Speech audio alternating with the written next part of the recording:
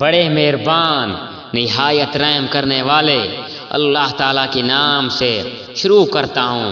دنیا میں اپنے کو بڑا سمجھنے کی وجہ سے اور ان کی بری تدبیر کی وجہ سے، اور بری تدبیروں کا وبال ان تدبیر والوں ہی پر پڑتا ہے، سو کیا یہ اسی دستور کے منتظر ہیں جو اگلے لوگوں کے ساتھ ہوتا رہا ہے؟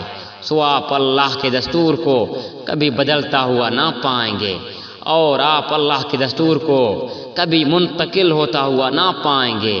اور کیا یہ لوگ زمین میں چلے پھرے نہیں، جس میں دیکھتے بھالتے کہ جو لوگ ان سے پہلے ہو گزرے ان کا انجام کیا ہوا، حالانکہ وہ قوت میں ان سے بڑے ہوئے تھے۔